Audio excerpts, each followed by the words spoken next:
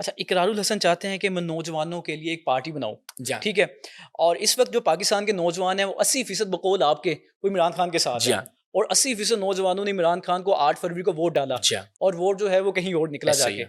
تو آپ کو نہیں لگتا کہ ابھی سیاسی جماعت بنانے کی ضرورت نہیں ہے، بلکہ یہ جو ووٹ پہ ڈاکہ ڈالا جا رہا ہے، جو کہ ووٹ چوری ہو رہا ہے، اس کے لیے ایک تحریک چلانے کی ضرورت ہے تاکہ جو نوجوانوں کا ووٹ ہے وہ واپس ان تک پہنچے؟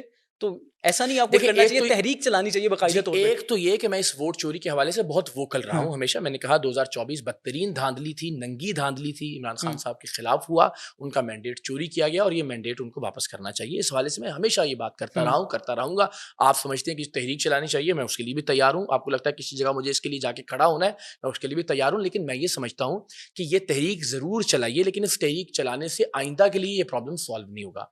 میں یہ سمجھتا ہوں، میری جانب میں یہ بات ہے کہ ووٹ چوری کا جو آدھا معاملہ ہے وہ ہم ایسے ختم کر سکتے ہیں کہ جس کے حق میں ووٹ چوری ہوتا ہے کم سے کم وہ ووٹ چوری کروانا.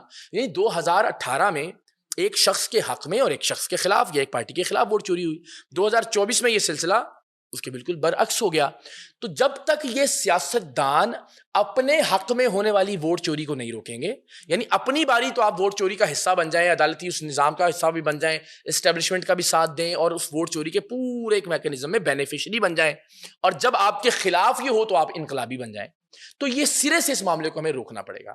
چلے ماضی میں جو ہوا کچھ ہوا، ایسے اب آپ ایسا ایسا ہوا؟ کریں. ایسا نہیں ہوتا. آپ نے ابھی جی ہاں. پہلے بھی کچھ کہا تھا کہ اب جی میں ہاں. ماضی پہ نہیں دیکھوں جی گا، جی جو اپنا ایکسٹینشن کی بات بھی ہو رہی تھی، اب ہم مستقبل کو دیکھیں گے. جی ہاں. چلے ماضی میں جو بھی ہوا، ووٹ چوری ہوا یا نہیں ہوا، اب آپ ایسا کریں نا، سیاسی جماعت بنانے کی نسبت آپ ایک تحریک چلائیں، اور وہ تحریک جب کامیاب ہوتی ہے ووٹ چوری والی، تو اس کو آپ سیاسی جماعت میں تبدیل کر دیں. نہیں، میں تو اس معاملے میں بھی دیکھیں، اسپیسیفکلی ایک شخص کی کرسی اور اقتدار کے لیے تحریک چلانے سے بہت بہتر ہے کہ آپ اس نظام کو ٹھیک کرنے کی نہیں، تحریک آپ چلائیں. ایک شخص کے لیے نہیں چلا رہے، آپ یہ تو 80% پاکستانیوں کے لیے چلا رہے جی ہیں. جی 80% پاکستان جن کا ووٹ چوری ہوا، آپ ان کے لیے چلا رہے ہیں. نہیں، میں بالکل یہ کہہ رہا ہوں کہ اصل میں وہ 80% لوگ تو ایک شخص کے اقتدار کی بات. تو آپ اس سسٹم کو ٹھیک کرنے کی ضرورت کیوں محسوس نہیں کرتے کہ جس میں آئندہ کبھی ووٹ چوری نہ ہو؟ اس میں نوجوان کا ووٹ واپس مل جائے گا، وہ تو وہ سسٹم خود بخود ٹھیک ہو جائے اس گا. میں یہ نہیں ہوگا نا ٹھیک، پھر اگلی بار پھر دوبارہ دھاندلی ہوگی، پھر دوبارہ دھاندلی ہوگی، یہ ہوتا رہے گا، یہ سائیکل. تب میں یہ کہہ رہا ہوں کہ جو تحریک میں چلا رہا ہوں اس کا حصہ بنا لیجیے اس بات کو کہ ووٹ چوری کے حوالے سے بھی بات کرنی چاہیے. میں کر رہا ہوں آپ کے سامنے، میں نے ووٹ چوری کی مذمت کی، دھاندلی کی مذمت کی،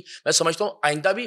لیکن اسپیسیفکلی آپ ایک ایشو کی بنیاد پر اس سارے معاملے کو جس کی وجہ سے وہ ایشو ہوتا ہے اسے نظر انداز نہیں کر سکتے. تو آپ ایک ایسی تحریک چلائیے کہ جس کے نتیجے میں آئندہ مستقبل میں بھی ووٹ چوری رکے، اور اس کے اندر یہ بات بھی شامل کر لیجیے کہ عمران خان صاحب کا مینڈیٹ ان کو واپس ملنا چاہیے. نہیں، ایز اے فاؤنڈنگ ممبر آپ کم از کم اپنی رائے تو رکھیں گے نا منشور میں، جیسے آپ نے کہا نا صرف نوجوان منشور بنائیں گے. جہاں ایز اے فاؤنڈنگ ممبر اگر آپ بھی کچھ اس میں رکھنا چاہیں منشور میں، دیکھیں تجاویز ظاہر بہت ساری دی جا سکتی ہیں، لیکن میں سمجھتا ہوں کہ یہ فیصلہ کلیتاً ان لوگوں کو، ان بچوں کو، ینگسٹرز کو، نوجوانوں کو خود کرنا چاہیے کہ ان کا مینیفیسٹو کیا ہوگا، ان کا کانسٹیٹیوشن کیا ہوگا، انہوں نے کس طرز کی سیاست کرنی ہے، ان حالات میں جس وقت ظاہر ہے جو ان کو حالات درپیش ہوں گے ان کو کیا کرنا ہے، یہ فیصلہ وہ خود کریں گے. میرا جو کام ہے وہ صرف اس حد تک کہ میں یہ میسج کنوے کر دوں لوگوں تک کہ دنیا میں ڈیموکریٹک پولیٹیکل پارٹیاں کیسے کام کرتی ہیں. دنیا میں سیاسی جماعتیں دکانیں نہیں ہوتی کہ جن پہ 30-40 سال کوئی ایک آدمی یا کوئی ایک خاندان مسلط رہے.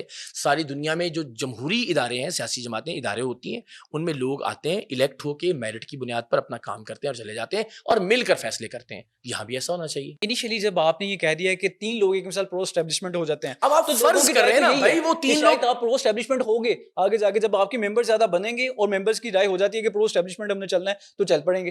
نہیں، دیکھیں میرا تو تعلق، آپ کیوں نہیں سمجھ پا رہے ہیں کہ نہ وہ میری پارٹی ہے، نہ اس کے اندر میرا کوئی فیصلہ ہے، نہ وہ میرے لوگ ہیں. میں ایک نظریہ، ایک فکر پہنچا رہا ہوں لوگوں تک کہ ایسا پلیٹ فارم، ایسی پارٹیاں ہونی چاہیے جن میں جمہوریت اور اکثریت سے فیصلے ہوں. اب اکثریت جو بھی فیصلہ کرے گی آپ اور میں اس کے خلاف کیسے جا سکتے ہیں؟